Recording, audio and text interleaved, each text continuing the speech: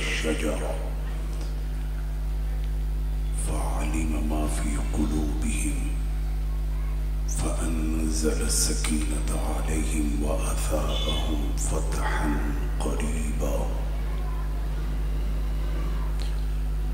وقال عز وجل ولم يزل قائلا في مقام آخر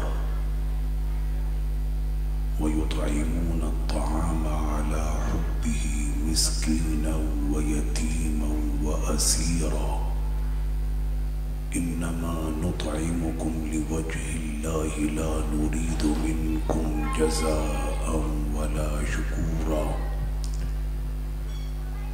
صدق الله مولانا العظيم.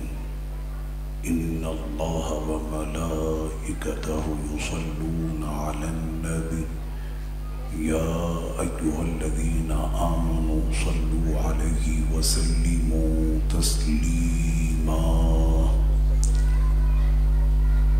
اللهم صل على سيدنا ونبينا ومولانا محمد معدن الجود والكرم وعلى آله وصحبه وبارك وسلم صلاة وسلاما عليك يا سيدي يا رسول الله وعلى آلك وأصحابك أجمعين. سرور کہوں کہ مالک و مولا کہوں تجھے، باغی خلیل کا کل زیبا کہوں تجھے، تیرے تو وصفائی بے تناہی سے ہیں بری، حیران ہوں میرے شاہ کیا کیا کہوں تجھے. تمام تعریفیں اللہ وحدہ لا شریک کے لیے اور کروڑا کروڑ درود و سلام اور نعتوں کے سب کل دستے حضور پر نور شافع یوم مشہور سرور کونین سید المرسلین خاتم النبیین رحمت للعالمین فخر دو عالم نور مجسم صلی اللہ علیہ وسلم کی بارگاہ میں پیش کرنے کے بعد محترم معزز سامعین کرام لائق عزت تقریم، آج اکثریت جماعت کی جانب سے ہونے والی 9 روزہ محافل ذکر صحابہ و اہل بیت رضی اللہ عنہم اجمعین آج اس سلسلے کی یہ 4تھی نشست ہے، اور آج کا جو عنوان ہے حضور سیدنا امیر المؤمنین قائد المجاہدین خلیفۃ المسلمین خلیفہ سویم ذو النورین جامع القرآن کامل الحیاء والایمان سیدنا عثمان ابن عفان رضی اللہ تعالی عنہ، اور انہی کے ساتھ فاتح خیبر حیدر کرار شیر خدا حضور سیدنا مولا کائنات سیدنا مولا علی مرتضی شیر خدا رضی اللہ تعالی عنہ کی ذات ببرکات. ہجرت کی رات ہے اور آج کفار مکہ نے سرور کونین صلی اللہ علیہ وسلم کے کاشانے کو چاروں طرف سے گھیر رکھا. اس محبوب آقا کے یہ خون کے پیاسے ہو گئے کہ جنہوں نے انہیں جینا سکھایا تھا، اخوت اور بھائی چارگی سکھائی تھی، بچیوں کی محبت ان کو عطا کی تھی، ان کے سخت دلوں کو نرم کیا تھا. اس محبوب آقا کے جب لب مبارک کھلے تو پھول جھڑتے، وہ چہرہ کہ جسے دیکھنے کے لیے 14ویں کا چاند بھی بےتاب ہو، لیکن ان کے دلوں پر ایسی مہریں لگ چکی تھی اور ایسے قاسی القلب یہ ہو چکے تھے کہ آج انہوں نے سرور کونین صلی اللہ علیہ وسلم کے کاشانہ اقدس کو چاروں طرف سے گھیر لیا، اور ان کا ارادہ یہی تھا کہ ہم نے اللہ کے رسول کو قتل کرنا ہے معاذ اللہ. آقا علیہ الصلوۃ والتسلیم کی بارگاہ میں اس وقت سیدنا مولا کائنات رضی اللہ تعالی عنہ تھے. حضور علیہ الصلوۃ والتسلیم نے مولا کائنات رضی اللہ عنہ سے فرمایا میں تو جا رہا ہوں، اے علی میرے بستر پر آپ لیٹ جائیں۔ سیدنا مولا کائنات رضی اللہ عنہ آقا علیہ الصلوۃ والتسلیم کے بستر مبارک پر لیٹ گئے اور آقا نے فرمایا کہ میرے پاس یہ مکے والوں کی امانتیں ہیں، یہ امانتیں صبح ہوتے ہی مکے والوں کے حوالے کر دینا اور میرے پیچھے تم بھی مدینے چلے آنا۔ اور حضور سرور کونین صلی اللہ تعالیٰ علیہ وسلم جس وقت میں اپنے کاشانہ اقدس کا دروازہ کھول کر باہر تشریف لائے تو چاروں طرف سے حضور کے کاشانے کو وہ قاسی القلب اور ظالموں نے گھیر رکھا تھا۔ حضور علیہ الصلوۃ والتسلیم ان کے بیچ میں سے ہی تشریف لے گئے اور جاتے ہوئے ان کے سروں پر مٹی بھی ڈالی اور قرآن مجید کی یہ آیت جو سورہ یاسین شریف کی ہے وَجَعَلْنَا مِن بَيْنِ أَيْدِيهِمْ سَدًّا وَمِن خَلْفِهِمْ سَدًّا فَأَغْشَيْنَاهُمْ فَهُمْ لَا يُبْصِرُونَ، یہ پڑھتے ہوئے حضور ان کے بیچ میں سے تشریف لے گئے۔ کیا بات، سرکار ان کو نظر نہیں آئے۔ حضور علیہ الصلوۃ والتسلیم کو تو وہ ایسے پہچانتے تھے کہ شاید وہ اپنے بیٹوں سے زیادہ حضور کے چہرے کو پہچانتے، کیونکہ ان کی نظروں میں سب سے زیادہ جو کھٹکتا تھا وہ آقا علیہ الصلوۃ والتسلیم کا چہرہ انور تھا۔ سرکار ان کے بیچ میں سے تشریف لے گئے اور ان کو پتہ بھی نہ چلا تو قرآن نے کہا وَاللَّهُ يَعْصِمُكَ مِنَ النَّاسِ، اے حبیب اللہ آپ کی حفاظت فرمائے گا لوگوں سے۔ قرآن اور صاحب قرآن ان دونوں کی حفاظت کی ذمہ جو ہے وہ اللہ نے اپنے ذمہ کرم پر لی ہے۔ فرمایا اِنَّا نَحْنُ نَزَّلْنَا الذِّكْرَ وَإِنَّا لَهُ لَحَافِظُونَ، کہ قرآن کے نازل کرنے والے بھی ہم ہیں اور اس کی حفاظت بھی ہمارے ذمہ کرم پر ہے۔ آقا علیہ الصلوۃ والتسلیم ان کے بیچ سے تشریف لے گئے اور وہ کچھ بھی نہ کر سکے۔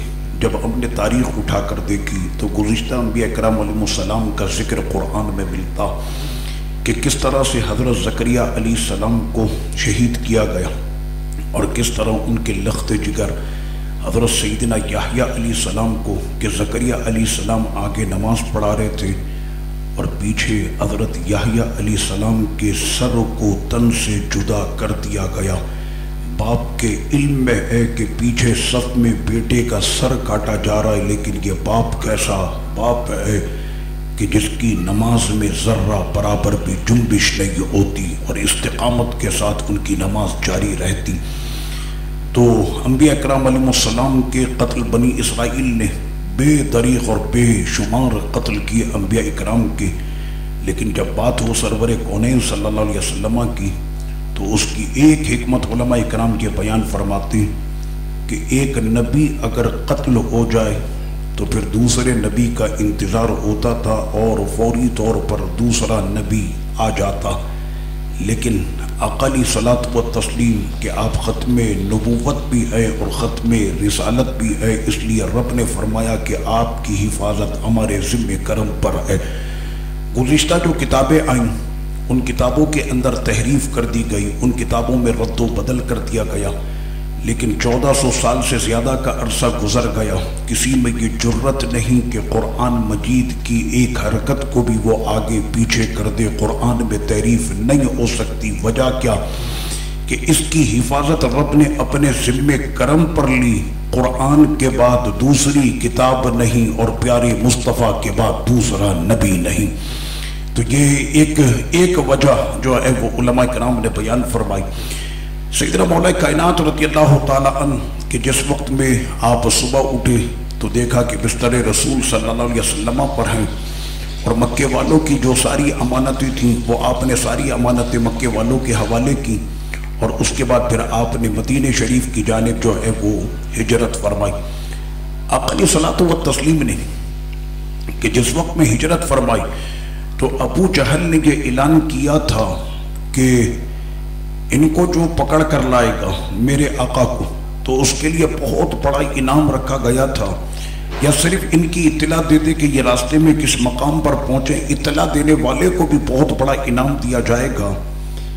سراقہ بن مالک ایک شخص ہے اور وہ اس وقت ایمان نہ لائے تھے، سراقہ کو جب یہ خبر پتہ چلی، وہ کہتے ہیں کہ میں اپنے ساتھیوں کے ساتھ بیٹھا کھیل رہا تھا، جب مجھ کو اطلاع ملی تو میں نے جو ہے اسی وقت اپنی تیاری کی اور میں دوڑ پڑا اور میں اس جگہ پر پہنچا کہ جہاں سے آقا علیہ الصلوۃ والتسلیم گزر رہے تھے، اور یہاں تک کہ میں بالکل حضور کے قریب پہنچ گیا۔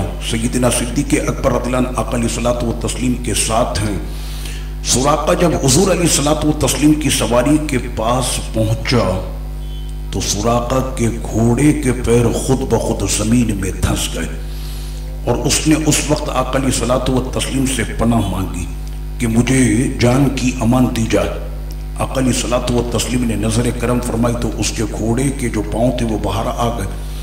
پھر اس نے کوشش کی، کیونکہ اس کو لالچ بار بار گھیر رہی تھی اور اس کے مزاج پر جو ہے وہ درہم و دینار چھائے ہوئے تھے، تو وہ بار بار یہ کوشش کرتا کہ کسی طرح سے میں ان کو پکڑ لوں۔ پھر دوبارہ اس کے پاؤں دھس گئے۔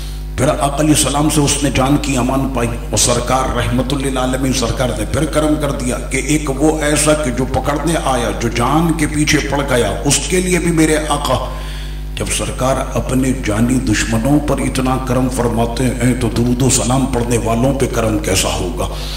تو آقا علیہ الصلوۃ والتسلیم نے پھر دوبارہ کرم فرما دیا، اور اس کے بعد جو ہے سراقہ کا جو سواری وہ دوبارہ باہر آ گئی۔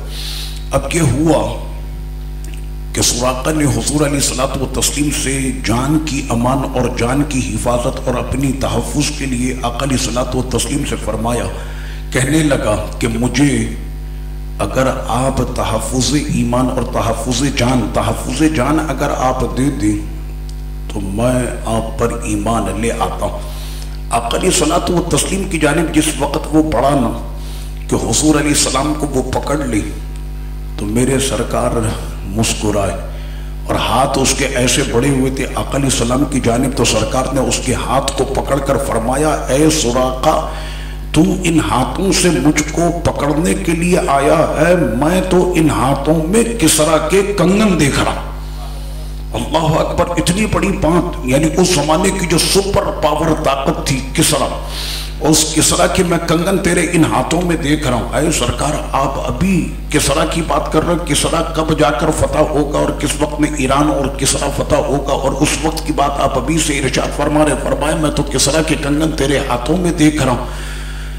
تو اس نے جو ہے وہ کلمہ پڑھا اور آقا علیہ الصلوۃ والتسلیم پر وہ ایمان لے آیا، اور سرور کونین صلی اللہ علیہ وسلم سے اس نے ایک رقعہ بھی حاصل کر لیا کہ جس وقت میں آپ مکے میں تشریف لائیں تو آپ کا یہ غلام اور خادم اس وقت میں یہ ظاہر ہوگا اور یہ آپ کے ساتھ ہوگا۔ الغرض یہ کہ جس وقت میں سراقہ پلٹا واپس، تو واپس جب پلٹا تو راستے میں پھر اس کی ملاقات کچھ لوگوں سے ہوئی جو آقا علیہ الصلوۃ والتسلیم کے قریب پہنچ چکے تھے اور وہ تلاش میں تھے، تو کہ سراقہ نے اس وقت ان کے جو راہ تھی ان کو راہ سے ہٹایا، کہا کہ میں یہ پورا راستہ دیکھتے ہوئے آ رہا ہوں، کوئی اس راستے پہ نہیں، پورا راستے میں کوئی بھی نہیں ہے، تم لوگ اپنا کوئی اور راستہ لے لو، اس راستے میں کوئی بھی نہیں، میں تو سارا راستہ دیکھ کر آ رہا ہوں۔ حضور علیہ الصلوۃ والتسلیم کی محبت میں جب کہ سراقہ نے یہ کام کیا اور واپس پلٹ کر آ گیا۔ اب لیجیے جناب، میں یہاں پر ایک بات وہ کہنا چاہتا ہوں، وہ یہ کہ سیدنا مولا کائنات رضی اللہ تعالیٰ عنہ کو آقا علیہ السلام نے فرمایا کہ علی میرے بستر پر آپ لیٹ جائیں، صبح ہو تو یہ مکے والوں کی امانتیں ان کے حوالے کر کے میرے پیچھے مدینے آ جائیے گا۔ جس وقت میں مولا کائنات رضی اللہ تعالیٰ عنہ مدینہ شریف پہنچے تو ساتھیوں نے یہ پوچھا کہ علی ٹھیک ہے کہ آپ رات بستر رسول پر سوئے، نیند آئی تھی خوف کے مارے؟ آپ کا تو اس وقت میں کیا عالم ہوگا، خوف میں بھی کبھی نیند آتی ہے۔ تو مولا کائنات مسکرائے اور فرمایا کہ وہ جو میٹھی نیند اس رات بستر رسول پر آ رہی تھی، ویسی نیند پھر علی کی زندگی میں دوبارہ کب آئی؟ جو اس رات مزہ آیا تھا حضور علیہ السلام کے بستر پر سوتے ہوئے، نہ جانے کتنے فرشتے ہوں گے جو اس وقت میں تھپکیاں دے رہے ہوں گے مولا کائنات رضی اللہ عنہ کو۔ تو کہا کہ آپ کو موت کا ڈر نہیں؟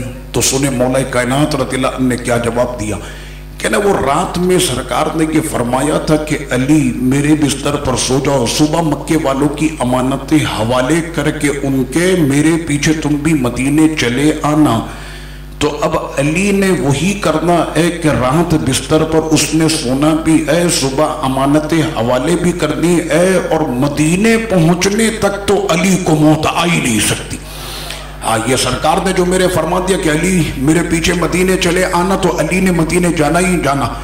اور یہاں پر وہ شخص جو نکلا تھا حضور کی تلاش میں سراقہ، وہ سراقہ یہ کہتے کہ ایک وقت کہ جب سرکار نے فرمایا کہ کسرا کے کنگن تیرے ہاتھوں میں دیکھ رہا ہوں۔ کسرا کون؟ ایران کا بادشاہ، اور اس زمانے میں فارس اس کو کہتے تھے، تو بلاد فارس، اور یہ اس وقت کی سب سے بڑی سپر پاور سمجھی جاتی تھی بلاد فارس۔ اور کسرا کا اتنا بھرم اور اس کی طاقت اور اس کا جو غرور تھا بہت زیادہ۔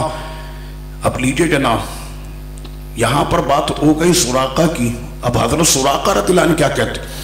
وہ کہنے لگے کہ اسلام قبول کرنے کے بعد پھر ایک جنگ میں میں شامل ہوا، اور وہ جنگ ہو رہی ہے لیکن جو قلعہ ہے وہ فتح نہیں ہوتا، کافروں کا جو قلعہ ہے وہ فتح نہیں ہوتا۔ اور اس زمانے میں قلعوں کی جنگیں ہوا کرتی، یعنی قلعے کا دروازہ توڑ دیا اور اندر داخل ہو گئے، اس کے مطلب یہ ہے کہ آپ کی فتح ہو گئی۔ قلعے کا دروازہ ٹوٹتا نہیں۔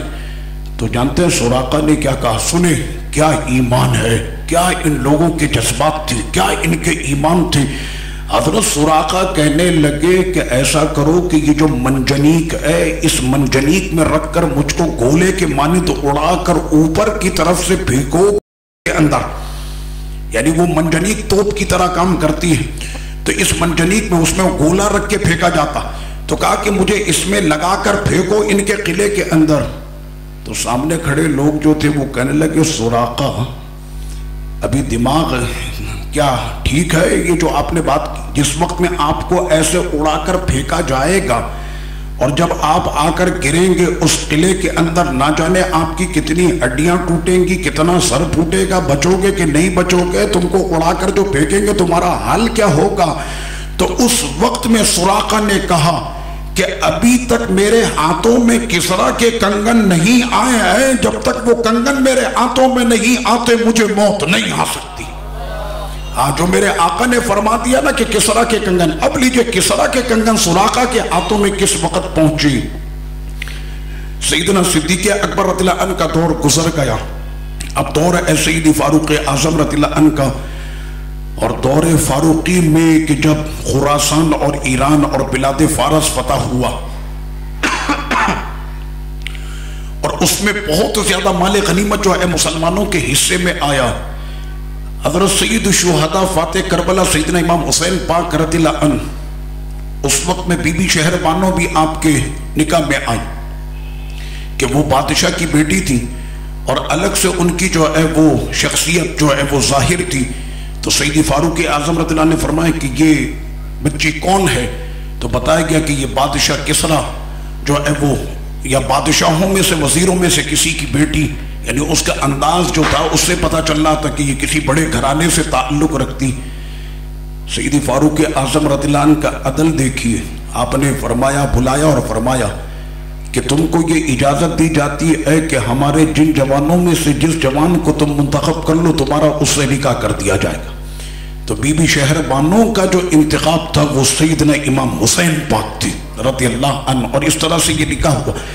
اب غنیمت کا مال تقسیم ہونا شروع ہوا کہ اس کے حصے میں یہ کیا، اس کے حصے میں یہ کیا، اس کے حصے میں وہ کیا، اور فاروق اعظم جو ہے وہ تقسیم فرما رہے ہیں، سب سے پہلے امام حسن کا حصہ، پھر امام حسین کا حصہ، پھر اہل بیت کا حصہ، پھر لوگوں کا حصہ۔ وہ تقسیم کا جو سلسلہ شروع ہوا تو اسی تقسیم کے وقت میں ایک بات یہ بھی سامنے آئی، اور وہ یہ تھی کہ حضرت امام حسن کو ملے 1000 دینار، امام حسین کو ملے 1000 دینار، لیکن جب سیدی فاروق اعظم کے خود اپنے بیٹے کی بات آئی تو ان کو دیے 500 دینار۔ تو بیٹے نے کہا کہ بابا جان، جس وقت میں حسن حسین اپنی عمر میں چھوٹے تھے میں تو اس وقت بھی جوان تھا، اور حسن حسین کے نانا کے ساتھ میں تو جنگوں اور جہادوں میں بھی شامل رہا، ان کو ملے 1000 اور مجھ کو ملے 500۔ سیدی فاروق اعظم رضی اللہ عنہ نے فرمایا، اے بیٹے عبداللہ، تو جانتا ہے حسن حسین کے باپ کا نام کیا ہے؟ تو جانتا ہے حسن حسین کی ماں کون ہے؟ تو جانتا ہے حسن حسین کی جو پھوپھیاں وہ کون؟ تو جانتا ہے حسن حسین کے چچا کون؟ تو سنو، حسن حسین کے باپ فاتح خیبر مولا علی ہیں، حسن حسین کی والدہ خاتون جنت اور سرکار کی لاڈلی سیدہ فاطمہ الزہرا رضی اللہ عنہا ہیں۔ حسن حسین کی جو پھوپھیاں وہ ام کلثوم، رقیہ اور زینب، اور حسن حسین کے جو چچا ہے وہ عقیل جعفر ہیں، اور حسن حسین کے جو نانا جان ہے وہ محمد الرسول اللہ ہے۔ یہ جو 500 دینار بھی تمہیں مل رہے ہیں یہ بھی حسن حسین کے نانا کا صدقہ۔ یہ تو آئی انہی لوگوں کا۔ تو سیدی فاروق اعظم اس طرح سے تقسیم فرما رہے تھے۔ اب جب تقسیم ہوتے ہوتے لوگ باری باری آئے اپنا حصہ لے کر چلے جائیں، جس وقت میں سراقہ کی باری آئی تو اس وقت میں فاروق اعظم کے ہاتھوں میں کسرا کے کنگن تھے، اس وقت میں کسرا کے کنگن تھے۔ سراقہ کی نظر جیسے ہی کسرا کے کنگن پہ پڑی تو وہ پھوٹ پھوٹ کر رونے لگے۔ فاروق اعظم نے پوچھا، انہوں نے اب تک یہ بات چھپا کر رکھی تھی کہ میرا اور سرکار کا جو معاملہ راستے میں ہجرت کے وقت ہوا تھا وہ کسی کو انہوں نے نہیں بتایا تھا۔ اب وہ سراقہ جب روئے تو پوچھا فاروق اعظم نے وجہ کیا تھی؟ کہنا آج سے اتنے سال پہلے جب میں پہنچا تھا اپنے نبی کو پکڑنے کے لیے، اس وقت میں سرکار نے فرمایا تھا کہ اے سراقہ تیرے ان ہاتھوں میں تو میں کسرا کے کنگن دیکھ رہا ہوں، اور آج اس نبی کی بات سچی ہو گئی کہ کسرا کے کنگن میرے نصیب میں آ گئے۔ تو آقا علیہ الصلوۃ والتسلیم نے جن کے لیے جو بات فرما دی، اور صحابہ اکرام علیہم الرضوان ان کا ایمان بھی ایسا کہ جو سرکار نے فرما دیا سو فرما دیا۔ حضرت سیدی عثمان غنی رضی اللہ تعالیٰ عنہ، جو میرے آقا علیہ الصلوۃ والتسلیم نے سیدنا عثمان غنی رضی اللہ عنہ کو اپنی ایک بیٹی نکاح میں عطا فرمائی، ان کا جب وصال ہو گیا تو آقا علیہ الصلوۃ والتسلیم نے اپنی دوسری شہزادی ان کے نکاح میں دی، اور ساتھ میں اس وقت یہ فرمایا۔ ہم ان باتوں کو بارہا سنتے لیکن شاید دل کے کانوں سے نہیں سنتے کہ میرے سرکار یہ فرما رہے ہیں، اور آقا علیہ الصلوۃ والتسلیم تو میرے سرکار کے قدموں سے جو ذرے بھی لگ جائیں تو ان کی فضیلت عرش بری سے زیادہ۔ تو آقا علیہ الصلوۃ والتسلیم فرما رہے ہیں کہ جب دوسری شہزادی عثمان غنی کے نکاح میں دی تو فرمایا کہ اے عثمان اگر میری 40 بیٹیاں ہوتی تو یکے بات دیکرے میں ایک ایک کر کے اپنی ساری بیٹیاں عثمان تمہارے نکاح میں دے دیتا۔ یہ فضیلت ہے سیدنا عثمان غنی رضی اللہ تعالیٰ عنہ کی۔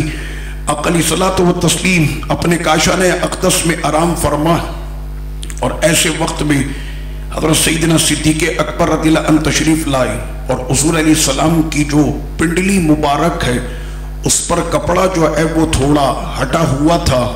اور یہ ذہن میں رکھیے گا کہ شریعت مطہرہ میں مرد سے جو پردہ ہے وہ ناف سے لے کر گھٹنے تک کا، کہ ناف سے گھٹنے تک اس کا چھپانا یہ اس پر فرض ہے۔ تو پنڈلی کے پاس آقا علیہ الصلوۃ والتسلیم کے کپڑا جو ہے وہ ہٹا ہوا، اور آقا علیہ السلام جو ہے وہ لیٹے ہوئے تھے۔ کون آیا؟ کہنا صدیق اکبر، آنے دیا جائے۔ ابو بکر آئی، آنے دیا جائے۔ اب کون آیا؟ کہنا عمر بن خطاب، آنے دیا جائے۔ لیکن جیسے ہی آقا علیہ السلام کو بتایا کہ اب عثمان آئے، حضور فوراً جو ہے وہ اٹھ کر بیٹھ گئے، اور پنڈلی وغیرہ کے پاس جو کپڑا تھا اس کو صحیح کر لیا۔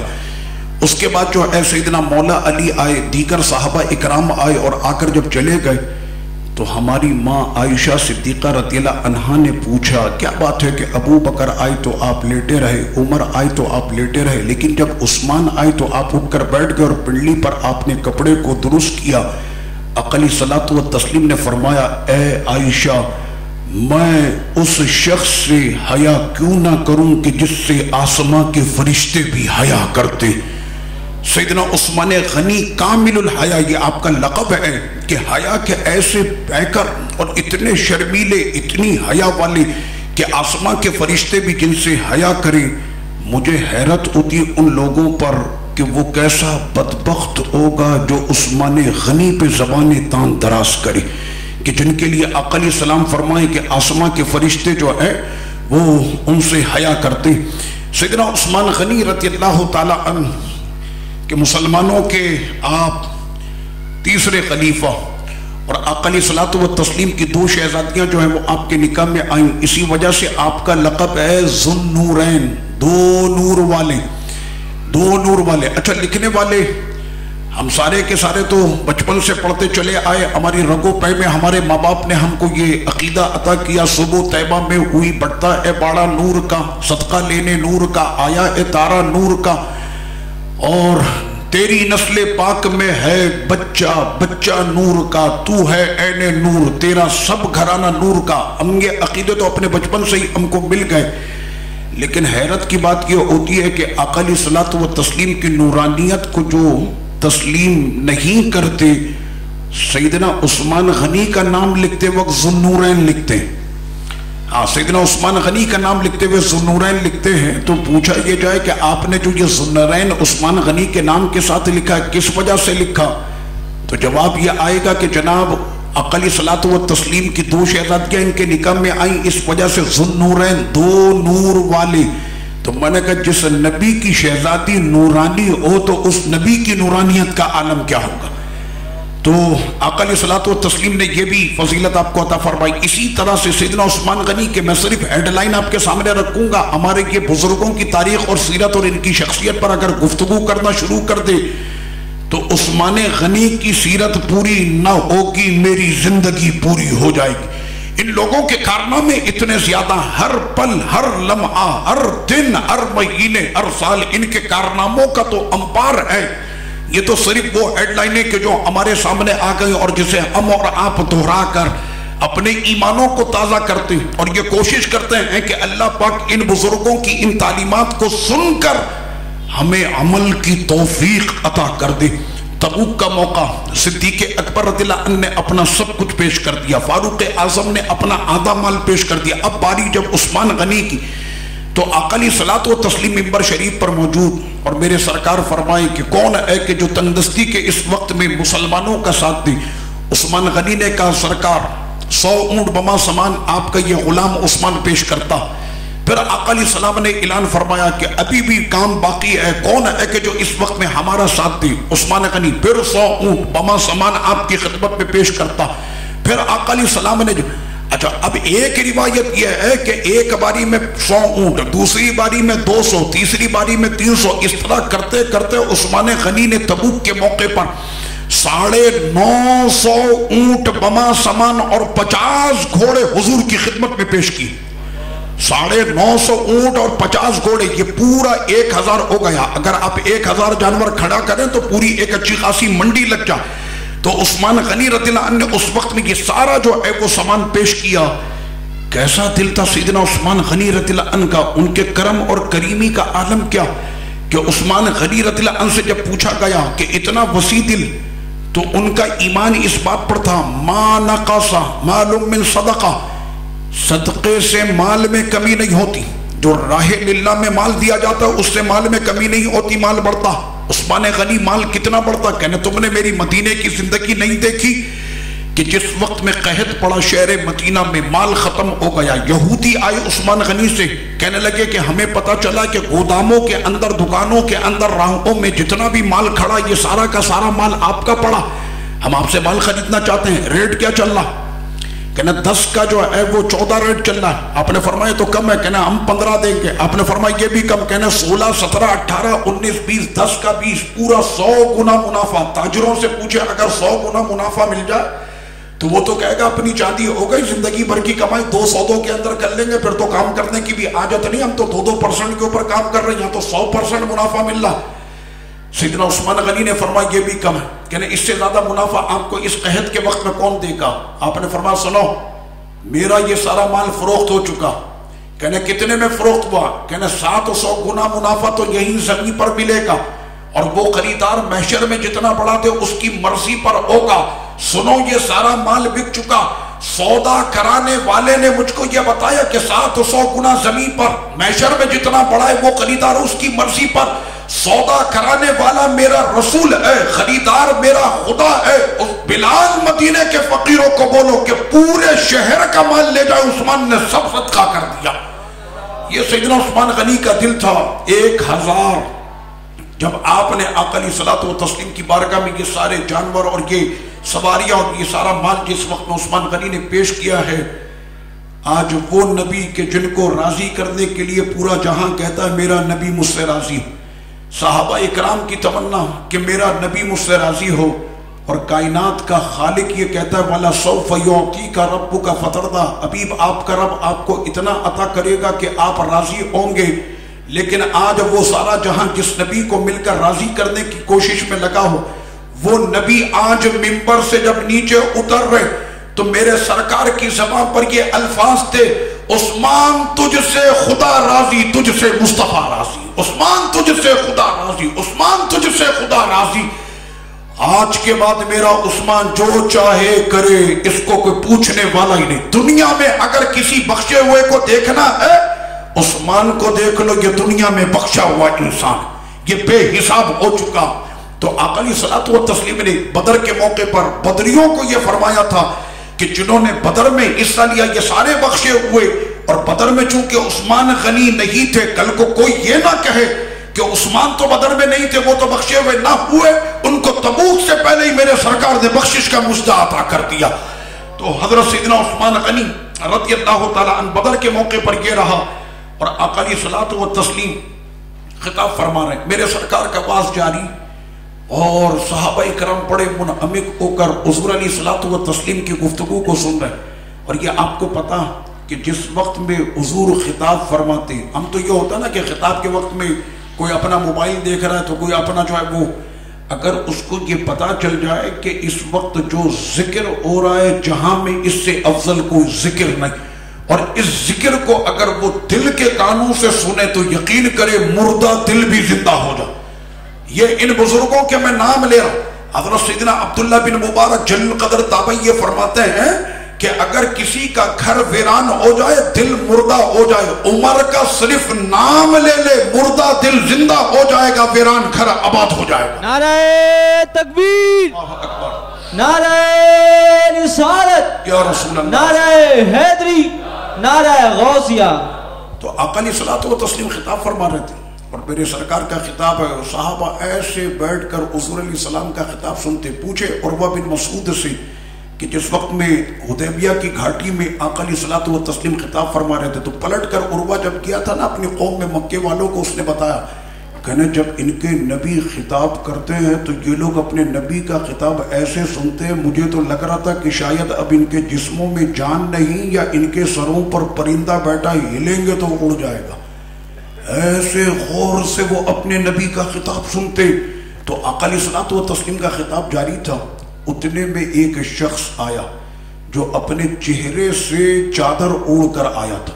سیدنا عثمان غنی رضی اللہ عنہ اتنے حیا والے کہ اپنے چہرے پر عثمان غنی رضی اللہ عنہ بیشتر جو ہے وہ چادر رکھا کرتے، یعنی خود پردہ کیا کرتے۔ یہ عثمان غنی کی حیا کا عالم، اللہ پاک ان کے حیا کے اس عظیم پیکر کے صدقے رب کریم ہمیں بھی، ہماری عورتوں کو بھی حیا کی دولت عطا فرما۔ ہاں، حیا جس کو آقا علیہ الصلوۃ والتسلیم نے فرمایا کہ حیا ایمان ہے، ایمان، حیا آدھا ایمان ہے، اور پھر یہ فرمایا کہ جس میں حیا ختم ہو گئی میری بلا سے وہ جو چاہے کرتا رہے۔ اذا لم تستحی فاصنع ما شئت، اگر تم میں حیا ختم ہو جائے تو پھر جو چاہے تم کرتے رہو۔ کیا مطلب؟ تمہارا تمہارے نبی سے کوئی تعلق نہیں۔ تو ایسے وقت میں حضرت سیدنا عثمان غنی کہ وہ ایسے اپنے چہرے پر جو ہے وہ چادر بن کر آئے۔ آپ کو یاد ہوگا کہ جس وقت میں حدیبیہ کا مسئلہ ہوا اور آقا علیہ الصلوۃ والتسلیم اور 1400 ساتھیوں کو جس وقت میں روک دیا گیا، اور کفار مکہ نے کہا کہ جب تک ہمارے اور آپ کے حدیبیہ کے صلح نامے پہ دستخط نہیں ہو جاتے اور معاہدہ ہمارا طے نہیں ہو جاتا، آپ کو عمرے کی اجازت نہیں ہے، لہٰذا اپنا کوئی بندہ بھیجیں کہ جو ہمارے ساتھ مذاکرات کرے۔ آقا علیہ الصلوۃ والتسلیم نے اس وقت عثمان غنی کو بھیجا۔ عثمان غنی جا رہے مکے میں، علاقہ جو ہے وہ کافروں کا۔ میں نے کہا کیا جگرا ہے سیدنا عثمان غنی کا؟ ہمارے یہاں تو مالدار آدمی گھبراتا ہے، کہنے نہیں بھیا کھارا در میں نہیں رہنا، اب تو ڈیفینس میں جا کر رہنا۔ کیوں؟ کہنے علاقہ حساس ہو گیا، جان کی ہر ایک کو جو ہے وہ پرواہ ہوتی، اپنے لیے سیکورٹی گارڈ اور نہ جانے کتنے وہ اہتمام کرتا ہے کہ تاکہ اس کا جو ہے وہ جانی تحفظ اس کو مل جائے۔ سیدنا عثمان سے بڑھ کر مالدار تو میں نہیں سمجھتا کہ شاید پاکستان میں کوئی ہوگا یا دنیا میں اس وقت میں کوئی ایسا مالدار ہوگا جو اللہ نے اس غنی کو عطا کیا تھا۔ آقا نے فرمایا عثمان جائیے مذاکرات کرے۔ عثمان غنی اٹھے چل دیے، یہ نہیں کہا حضور 2-4 سیکورٹی گارڈ تو مجھے ساتھ میں دیتے جو میرا تو دفاع کرے، میرا تو تحفظ کرے، مال تو دے دیا تھا، اب جان بھی دینی پڑے گی۔ عثمان غنی اٹھے چلے گئے۔ کوئی پوچھے سیدنا عثمان غنی سے کہ ایسے اٹھ کر کیوں چلے گئے تھے؟ کہنا تم کو پتہ نہیں بے وقوف، اس وقت میں اٹھ کر اس لیے چلا گیا تھا کہ حضور کے نام پر اگر جان چلی گئی تو کیا ہوا؟ ایمان تو مضبوط سلامت رہے گا۔ اس وجہ سے میں اٹھ کر چلا گیا. اور جس وقت میں آپ مکے میں داخل ہوئے اور کفار کی طرف آپ نے جب نظریں اٹھائیں اور گھور کر جب کافروں کو آپ نے دیکھا تو راوی یہ کہتے ہیں, شاہ ولی اللہ محدث دہلوی کا قلم بھی حرکت میں آیا اور لکھا انہوں نے بھی کہ عثمان کی جب نظریں کفار مکہ پر پڑی تو ان کی نظریں جھک گئیں, ایسے رسول اللہ کے دربار کا ببر شیر مکے میں چلتے ہوئے جا رہا تھا. اور اس کی ایک حکمت یہ تھی, سرکار کے ہر عمل میں حکمت. آج عمر کو نہیں بھیجا, آج مولا کائنات کو نہیں بھیجا, یہ تو لڑنے میں بڑے تیز تھے, ان کو بھیجنا چاہیے تھا. عثمان کو بھیجنے میں کیا حکمت, آقا کو پتا ہے کہ مکے کا بڑے سے بڑا کوئی چیمپئن ہو یا کوئی چھوٹے سے چھوٹا فقیر, چھوٹے سے بڑے تک جتنے بھی تھے سارے کے سارے عثمان غنی کے قرضوں کے بوجھ تلے دبے ہوئے تھے.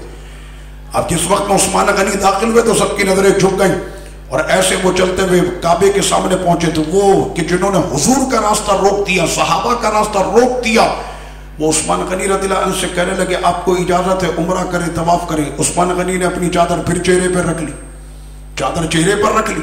کیوں؟ کہنے لگے تم کو پتہ نہیں سب سے زیادہ حیا والا صحابی, مجھے اپنے نبی سے حیا آ رہی, میرا نبی حدیبیہ پر رہے اور میں آ کر یہاں پر اکیلے طواف کروں. اور سنو مکے والوں, میں اس وقت تک طواف نہیں کروں گا نہ میں عمرہ کروں گا, میرا کعبہ تو حدیبیہ پر ہے, جب تک میرا نبی نہیں آتا نہ طواف ہوگا نہ عمرہ ہوگا.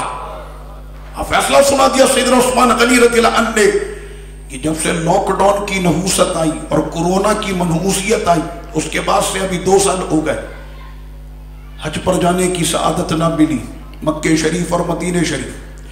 اور لوگوں کا اس وقت آپ حال دیکھیں کہ جو واقعی میں مدینہ شریف کے دیوانے, ان کی بڑی عجیب کیفیت ہے, روتے ہیں آ کر کہ کوئی ایسا طریقہ سرکار بن جائے کہ آپ کے دربار میں 2 پل کے لیے حاضری مل جائے. عثمان غنی کو آج موقع ملا تھا تو کہا کہ حاجیوں آؤ شہنشاہ کا روزہ دیکھو. کہنے لگے کعبہ تو دیکھ لیا, اب کعبے کا کعبہ دیکھو. ہاں کہنا کعبے کا کعبہ تو میرے سرکار کی ذات گرامی ہے نا. میں نے تو پہلے اپنے درس کے اندر, رسالت والے درس کے اندر میں نے آپ کو بتایا تھا کہ رب کریم نے تحویل قبلہ کے وقت میں قرآن میں فرمایا کہ ہم یہ دیکھنا چاہتے کہ آج ہوگا فیصلہ کہ کون قبلے کے ساتھ جاتا ہے, کون نبی کے ساتھ جاتا. تو یہاں پر تو فیصلے رب کریم اس طرح سے قرآن مجید میں فرما دیتا. تو سیدنا عثمان غنی جو ہے وہ چادر ڈال کر رکھتے, آقا علیہ الصلوۃ والتسلیم کا آواز جاری ہے اور صحابہ بڑے انہماک کے ساتھ اپنے نبی کی وہ پیاری پیاری باتیں سن رہے تھے. اور انہی باتوں کے اندر حضور کا کوئی آرڈر آتا تو سارے کے سارے دوڑ پڑتے تھے, میں کروں گا اور میں کروں گا. اتنے میں وہ چادر والا جو شخص آیا تو حضور واز فرما رہے, توجہ کریں, حضور واز فرما رہے. واز کرتے وقت نہ جانے کتنے لوگ آتے اور جاتے, تو کسی ایک کو جو واعظ ہے وہ ہر ایک کو تھوڑی بولتا کہ بیٹھ جا, تم کہاں جا رہے ہو, جو آنے والا اس کو روکتے کچھ بھی نہیں, وہ اپنا واز جاری رکھتا. واز کرتے کرتے آقا علیہ الصلوۃ والتسلیم نے فرمایا یہ جو چہرے پر چادر ڈال کر جا رہا ہے, جس وقت میں فتنوں کا دور ہوگا اس وقت میں یہ حق پر قائم رہے گا. حضرت سیدنا کعب بن مرہ کہتے ہیں میں نے اس چادر والے پہ نظر رکھی کہ جس کی طرف آقا نے اشارہ کیا, اور موقع ملتے ہی میں پہنچا اور جا کر اس کے چہرے کو میں نے ایسے پکڑ کر جب اپنی طرف کیا تو وہ چہرہ عثمان غنی کا تھا. آقا علیہ السلام نے فرمایا فتنوں کے دور میں یہ چادر والا حق پر رہے گا.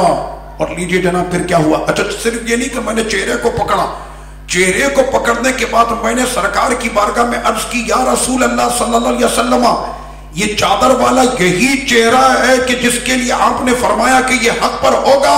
آقا نے فرمایا آپ یہی حق پر ہوگا. جن کو آقا علیہ الصلوۃ والتسلیم کے دربار سے ضمانتوں کے سرٹیفکیٹ ملی, جن کی ایمان پر جو ہے وہ میں کس خوشی میں بنائی جا رہی ہے وہ آپ لوگوں کو بھی پتا. سیدنا عثمان غنی رضی اللہ عنہ کا یوم شہادت 18 ذی الحجہ ہے.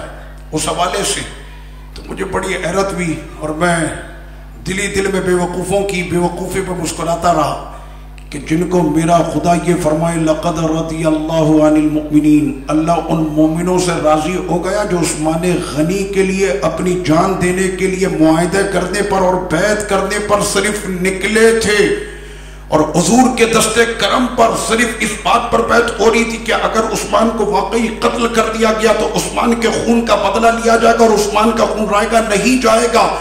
تو صرف عثمان کے خون کے لیے جنہوں نے حضور کے ہاتھ پر بیعت کی تھی، اللہ ان سے جب راضی ہو گیا تو اللہ عثمان سے کتنا راضی ہوگا؟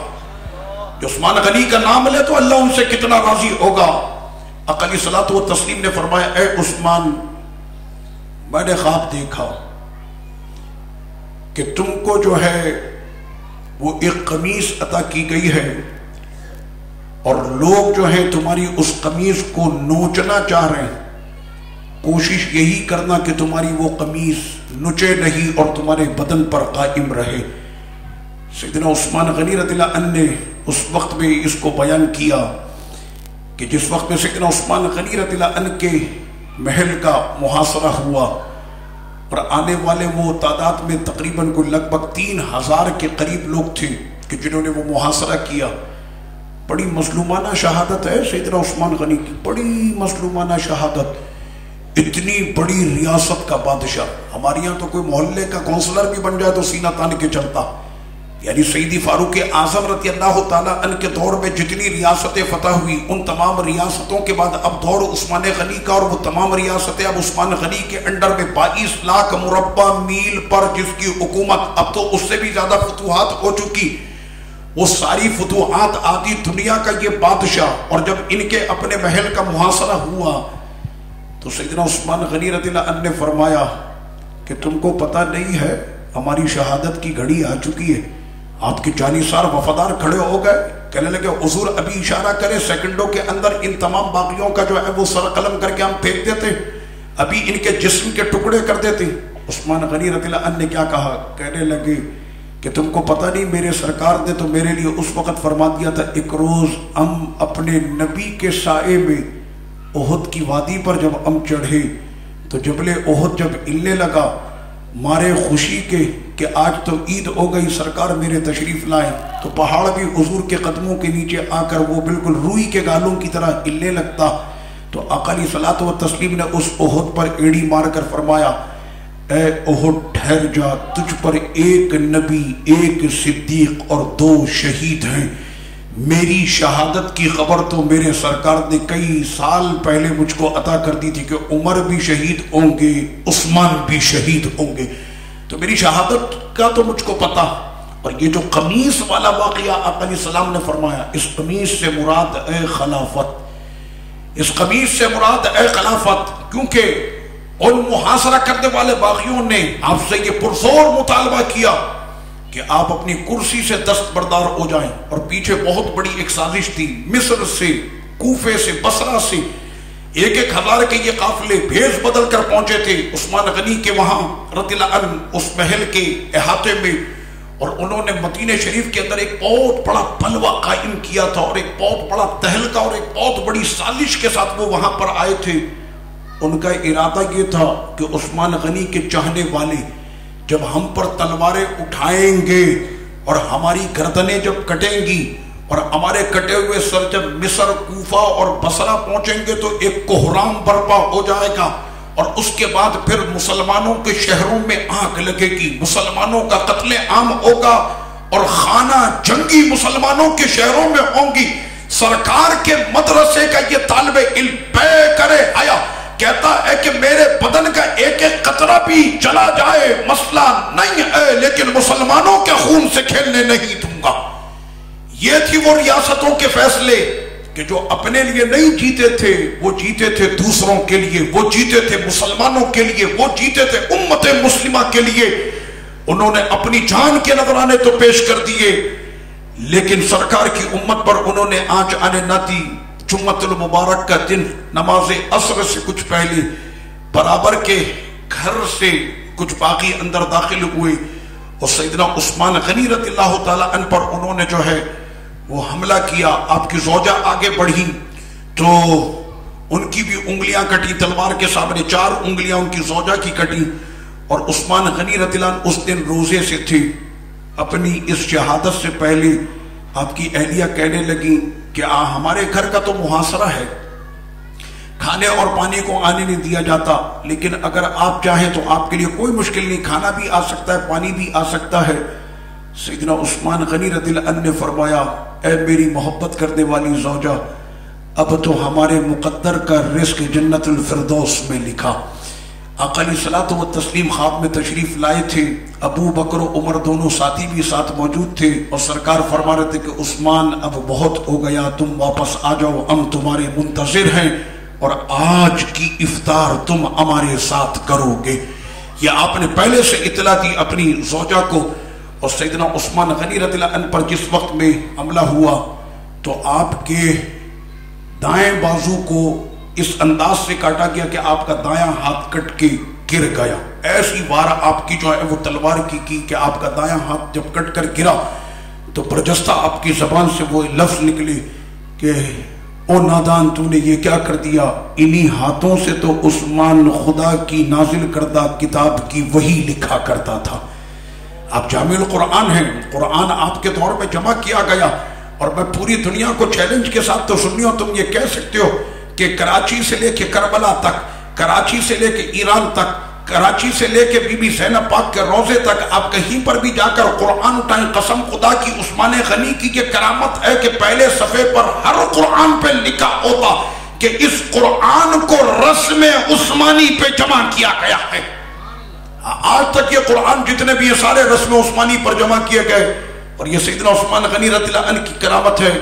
اور اس کے بعد آپ کے بدن پر 7 جگہ پر حملے کیے گئے، اور آپ کا خون جو گرا قرآن مجید کی اس آیت پر۔ قرآن سے بڑی محبت تھی۔ میں نے کل بھی آپ کو کہا کہ صحابہ کرام علیہم الرضوان کو قرآن اور صاحب قرآن سے بڑی محبت تھی، یا تو وہ قرآن سے محبت کرتے یا صاحب قرآن سے کرتے۔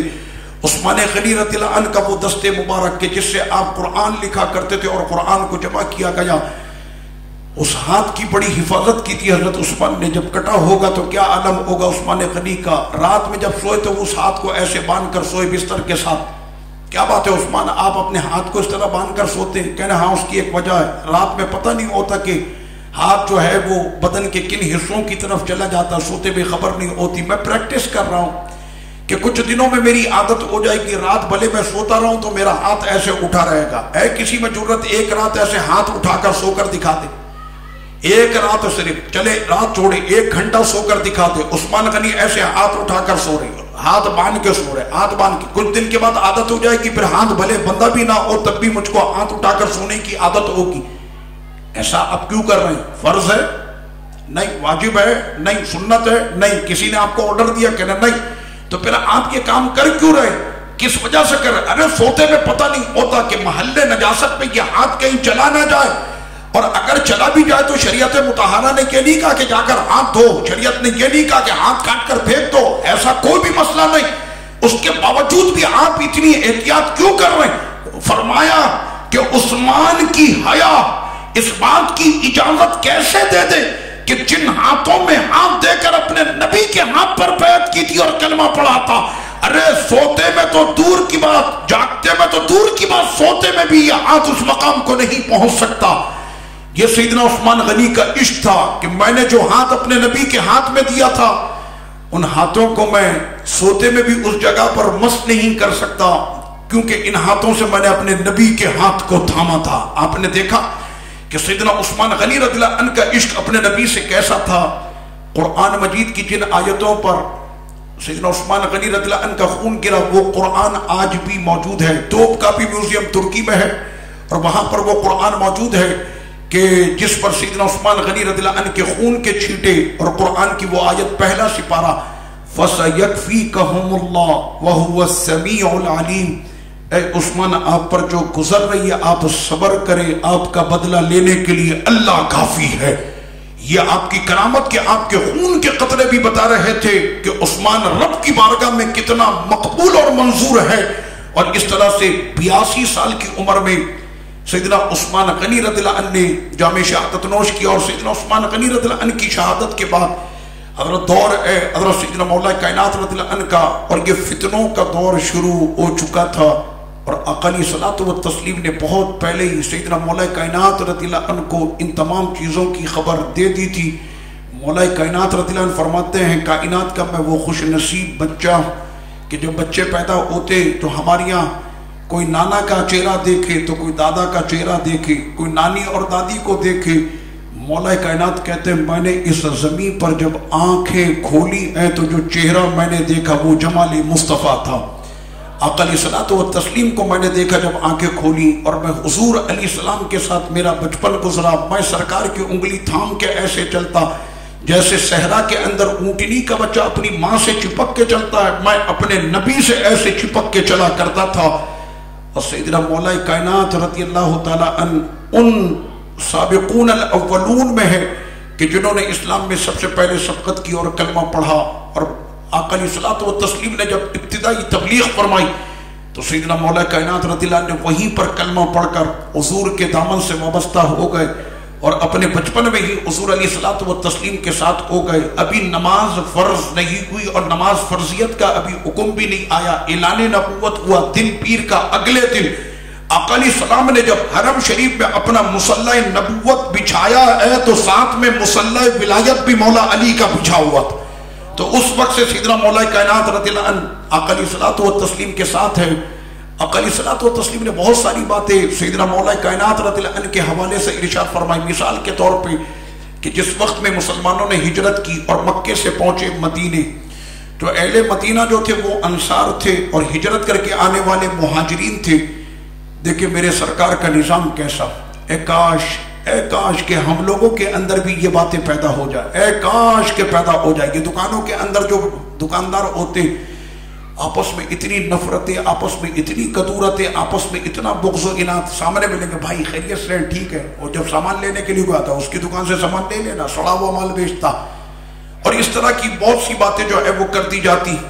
جانتے ہیں آقا علیہ الصلوۃ والتسلیم نے کیا کیا؟ میں آپ کو دمشق کا بتاؤں. دمشق ہمارا ایک مرکز ہے دمشق میں جہاں پورے پاکستان سے ہمارے طلبہ پڑھنے کے لیے جاتی. رات ان کی تربیتی نشست ہوتی. آپ دیکھیں رات تربیتی نشست. تو ایک دن میں بھی ان کے ساتھ بیٹھ گیا تربیتی نشست میں طلبہ کے ساتھ. ان کے پرنسپل اساتذہ سارے موجود, ہال بہت بڑا, وہاں پر تربیتی نشست. تربیتی نشست ہو کیا رہی؟ آپ کو حیرت ہوگی سن کے تربیتی نشست کیا.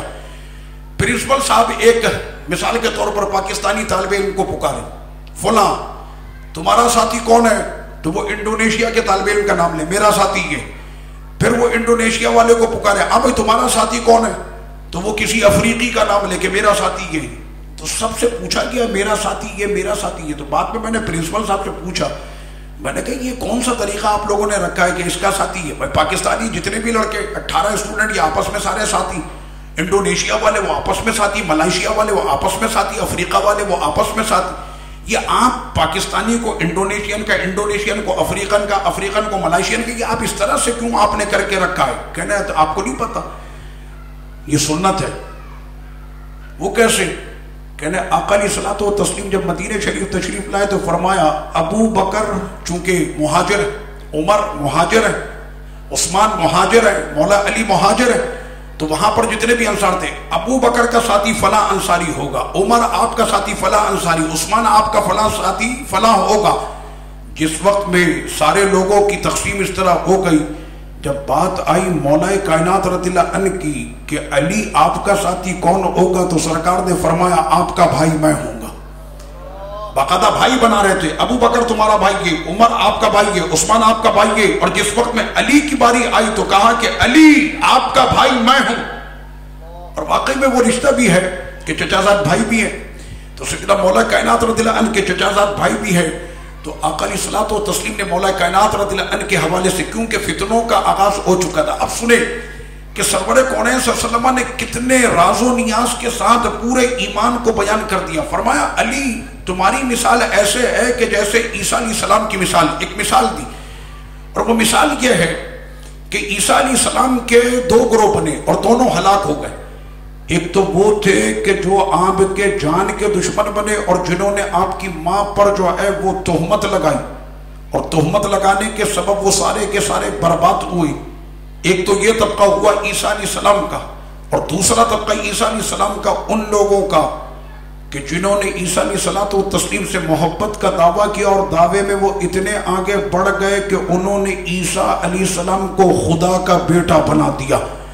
آقا علیہ الصلوۃ والتسلیم نے فرمایا کہ علی 2 ایسے ہوں گے اور دونوں کے دونوں جو ہے وہ برباد ہوں گے. ایک تو آپ کی دشمنی میں ہلاک ہوگا اور دوسرا محبت کے غلو اور مبالغے میں ہلاک ہو جائے گا. یہ آقا علیہ الصلوۃ والتسلیم نے فرما دیا. سیدنا مولا کائنات رضی اللہ عنہ آپ کی محبت کو معیار ایمان قرار دیا. میرے آقا علیہ الصلوۃ والتسلیم نے فرمایا علی سے جو محبت کرے وہ ایمان ہے، اور علی سے جو بغض رکھے وہ منافق ہے. علی سے جو محبت کرے گا وہ مومن ہوگا، علی سے جو بغض رکھے گا وہ منافق ہوگا. اپنے اپنے دلوں پر ہاتھ رکھ کر ہمیشہ اور ہر روز یہ دیکھا کرو کہ اس دل میں مولا کائنات کی محبت کتنی ہے، کیونکہ سرکار نے مولا علی کی محبت کو معیار ایمان قرار دیا. علی سے محبت اگر کرے گا تو وہ مومن ہی ہوگا، وہ مومن ہی ہوگا. حیرت مجھے اس بات پر، ہم جب بات کرتے ہیں سیدنا مولا علی، ہمارے لفظوں پر کیا مولا علی، ہم جب بھی سیدنا علی رضی اللہ عنہ کا نام لیتے ہیں کیا کہتے ہیں؟ مولا علی. مولا یہ ہماری عادت ہے، ہمارے بچے جب نام لیتے ہیں مولا علی مولا علی، ہم کیوں نہ ان کو مولا علی کہیں. جب آقا علیہ الصلوۃ والتسلیم نے فرمایا کہ میں جس کا مولا میرا علی بھی اس کا مولا، یہ حدیث پاک تو ہمارے تقریباً سارے بچوں کو یاد ہے، سب کو یاد ہو گئی، سب کو یاد. آپ کو پتا ہے یہ حدیث اپنی سند کے اعتبار سے کتنی مضبوط ہے؟ اس حدیث کو بیان کرنے میں 30 سے زیادہ صحابی ہیں مختلف جو اس حدیث کو اپنے طرق سے پیش کرتے ہیں. اتنی مضبوط اس کی سند ہے کہ آقا علیہ الصلوۃ والتسلیم نے فرمایا کہ میں جس کا مولا میرا علی بھی اس کا مولا. اچھا اب لیجیے جناب، مولا کا مطلب کیا ہے؟ ہم لوگ مولا مولا تو کرتے ہیں، لیکن مولا کا مطلب ہم کو پتا؟ مولا کا مطلب ہے مددگار. مولا کا مطلب، اب آپ آئیں قرآن مجید پڑھیں سورہ بقرہ کی آخری آیت، وَاعْفُ عَنَّا وَاغْفِرْ لَنَا وَارْحَمْنَا أَنْتَ مولا. نا ضمیر ہے جمع متکلم کی، مولا نا یہ دو لفظ ہیں، نا ضمیر ہے اور مولا جو ہے وہ لفظ الگ. تو مولا نا کہ تو ہی ہمارا مددگار ہے. بندہ کس کو کہہ رہا ہے؟ اللہ کو، کہ تو ہی ہمارا مددگار ہے. تو جب سرکار علیہ السلام نے فرما دیا میں جس کا مولا علی بھی اس کا مولا، میں جس کا مددگار علی بھی اس کا مددگار. قرآن مجید سے ہم نے پوچھا کہ مولا کون ہے؟ تو قرآن نے کہا کہ اللہ کے سوا تو کوئی مولا نہیں، اللہ کے سوا کوئی مولا نہیں. میں نے کہا کیسے نہیں؟ 28واں پارہ سورہ تحریم اٹھا کر دیکھو، فَإِنَّ اللَّهَ هُوَ مَوْلَا وَجِبْرِيلُ وَصَالِحُ الْمُؤْمِنِينَ وَالْمَلَائِكَةُ بَعْدَ ذَلِكَ ظَهِيرٌ. اے محبوب اللہ آپ کا مولا، جبریل آپ کے مولا، مومن نیک مومن صالح آپ کے مولا، مراد مولا کائنات، نیک مومن آپ کے مولا، فرشتے آپ کے مولا. جب جبریل اور نیک مومن سرکار کے مددگار ہو سکتے ہیں تو بدرجہ اولا، بدرجہ اتم، بدرجہ افضل ماننا پڑے گا میرے آقا بھی پورے جہاں کے مولا، میرا علی بھی سب کا مولا. نعرہ تکبیر، اللہ اکبر، نعرہ رسالت، یا رسول اللہ، نعرہ حیدری.